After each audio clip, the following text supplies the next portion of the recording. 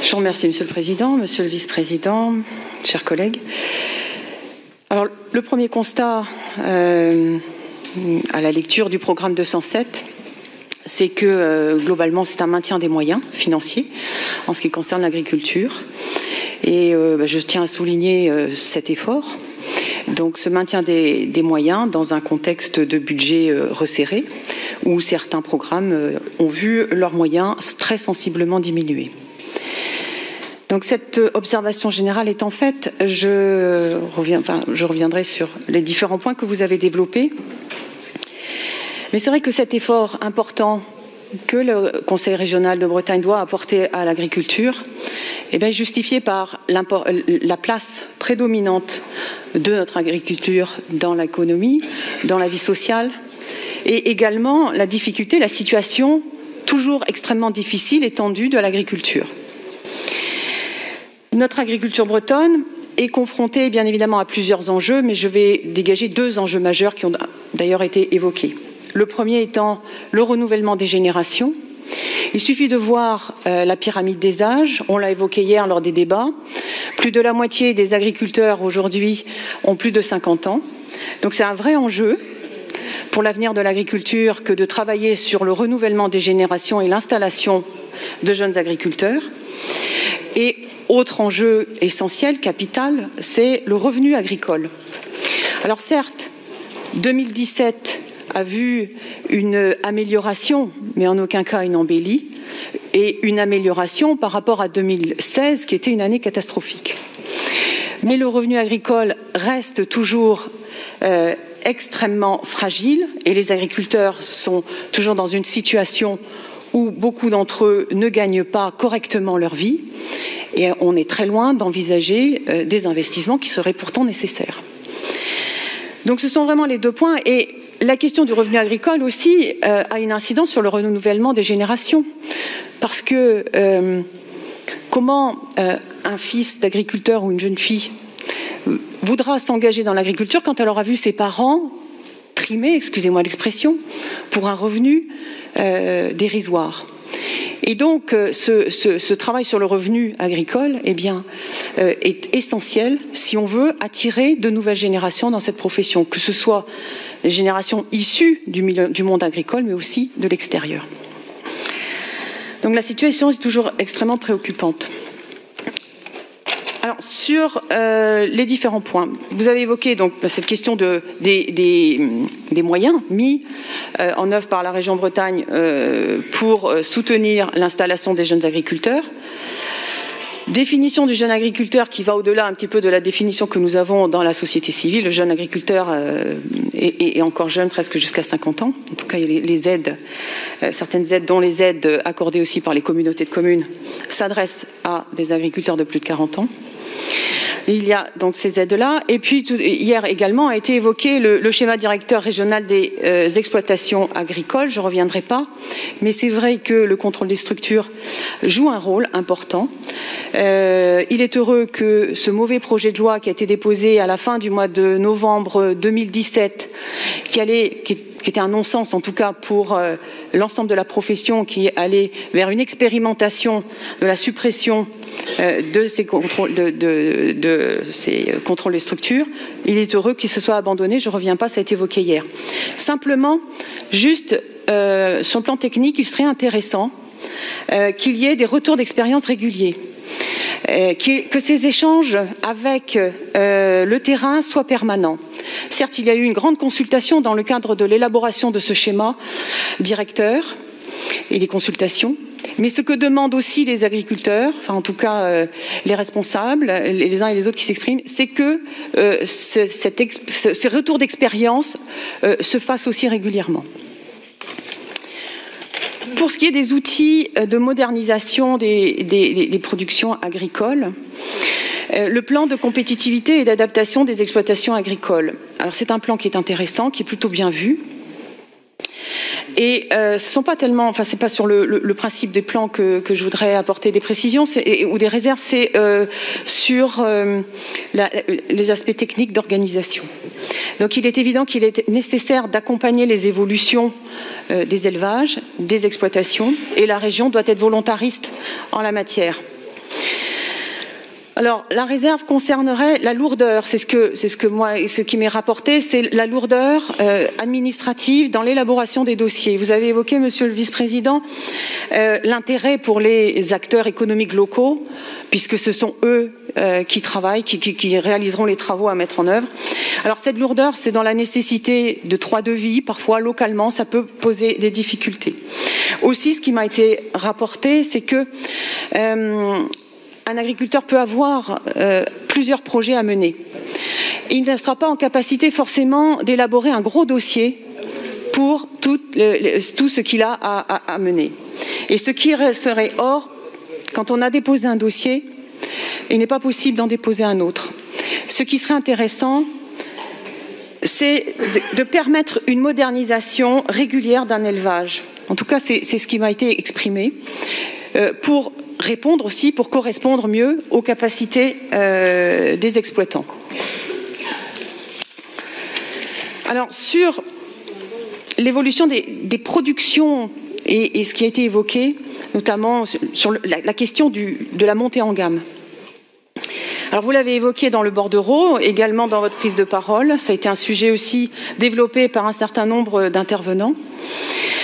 C'est un sujet aussi qui a été au cœur des États généraux de l'alimentation. Alors, sur les objectifs de ces États généraux, bien sûr, ces objectifs sont louables. Ces États généraux, sur la question aussi du prix, du revenu de l'agriculteur, ont eu le mérite peut-être de poser pour le grand public le débat et de faire commencer à faire prendre conscience par le grand public de la détresse des agriculteurs et de la nécessité pour eux de dégager un revenu de leur activité. Mais plusieurs remarques.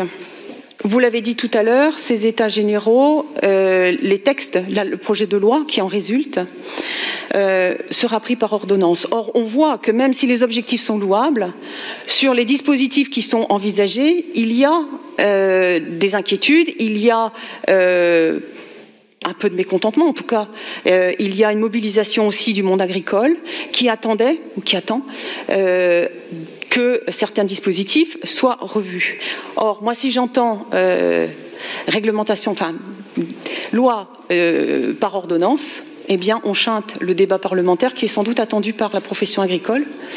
Ce sont des textes qui ont été élaborés aussi par les cabinets, par les ministères, et ce travail parlementaire me paraît important, parce que ce qui est reproché, c'est sur certains dispositifs, eh bien c'est leur côté flou. Vous avez évoqué le retard. Le retard déjà a été pris lorsque ces États généraux ont été menés. Vous évoquez une mise une prise de fonction, excusez-moi, le terme n'est pas exact, une mise en application de ces nouveaux dispositifs, de cette loi à la fin de l'année. Le risque, c'est que, eh bien, on aille encore vers des négociations qui seront faites sous la base de l'ancien régime, comme pour reprendre votre expression. D'où une crainte de la profession, bien évidemment, et une inquiétude, parce qu'il faut que les choses avancent. Alors, cette question de la montée en gamme, elle est extrêmement intéressante, elle est prégnante. Il est bien évident que permettre aux agriculteurs d'avoir une plus-value importante, ils seront les premiers demandeurs. Mais quand ils expriment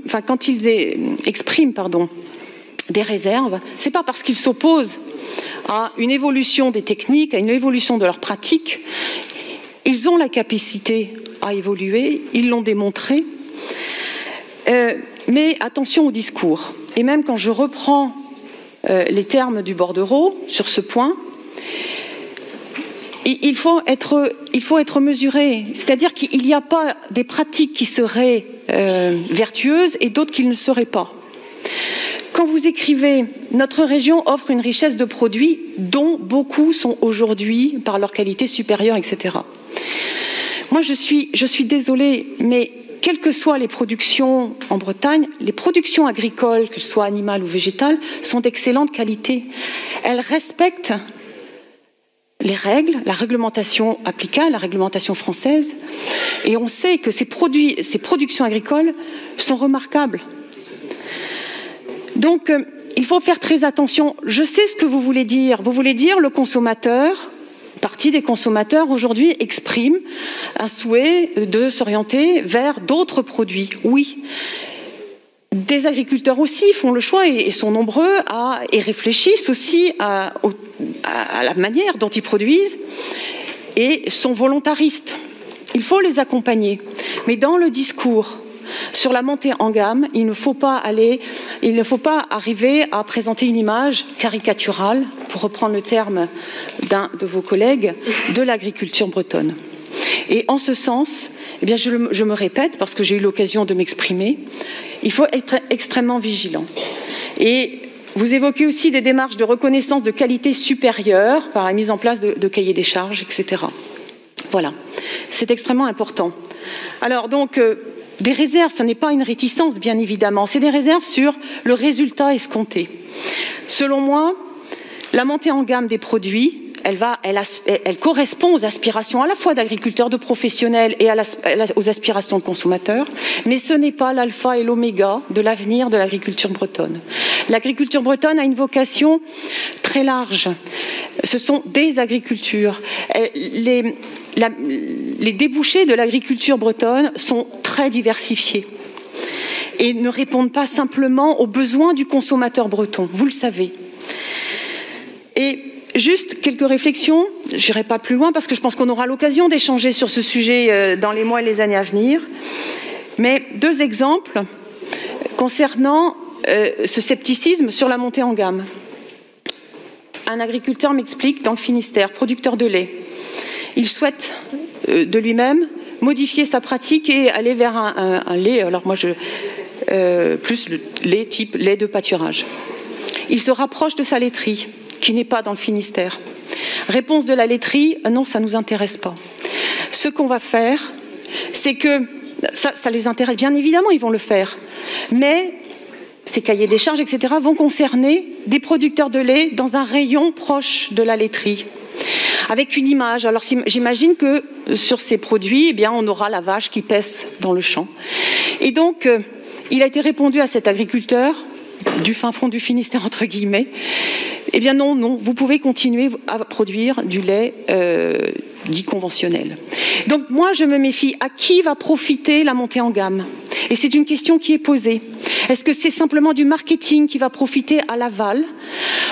Et là, eh bien, on va échouer parce que je reviens sur le sujet qui est le revenu de l'agriculteur. Ou est-ce que cette montée en gamme, eh bien, et ça serait tout à fait normal, parce que c'est un effort de l'agriculteur, va profiter. Donc toutes ces interrogations devront être réglées. Qui va profiter de cette plus-value? Et aussi, interrogation, c'est si le haut de gamme devient la norme, quel sera le prix qui sera payé? Autre exemple, et on voit que le prix, eh bien, il correspond aussi à des éléments de société, au pouvoir d'achat du consommateur, aux habitudes du consommateur. Pendant des décennies, on a vendu non pas des produits, mais on a vendu des prix. Et on continue. Donc, le changement de paradigme, il ne va pas se faire comme ça. Et moi, l'exemple qui vous a sûrement tous frappé, c'est cette histoire de Nutella, il y a quelques semaines. Des émeutes quasiment pour acheter du Nutella. On envoyait des images de bouchons, d'embouteillages aux abords d'un supermarché et de quasi-émeutes dans un rayon pour acheter du Nutella. Alors, il y a bien sûr cette question des rabais, hein, des remises, et la loi se penche là-dessus. Mais même au-delà de ça, quand on me dit le consommateur, il veut du circuit court, du bio, etc., pas tout le monde, parce que si on... Voilà, je respecte les amateurs de cette pâte à tartiner, mais on n'est pas dans la montée en gamme. Et là, on voit. Donc, le travail sociétal, il est grand, il est important. Et donc, la réponse aux agriculteurs, elle ne passera pas simplement par la montée en gamme. Toutes les productions devront être prises en compte. Alors, rapidement, sur d'autres volets, l'énergie, l'environnement. Vous avez évoqué la méthanisation.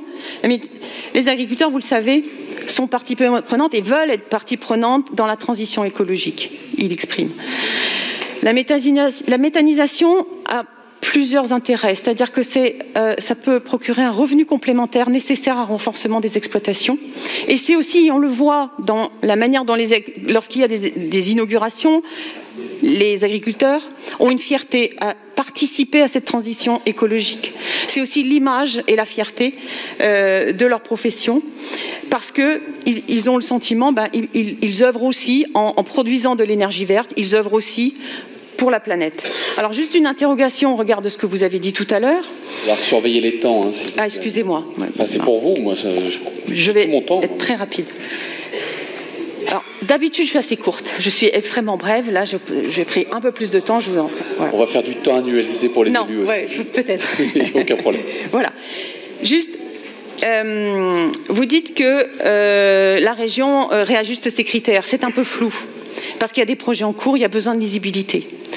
Et donc, est-ce que c'est une manière d'annoncer une réduction de la voilure ou pas? En tout cas, beaucoup de projets sont en train d'être élaborés et il faut que la région ait un discours parfaitement clair là-dessus.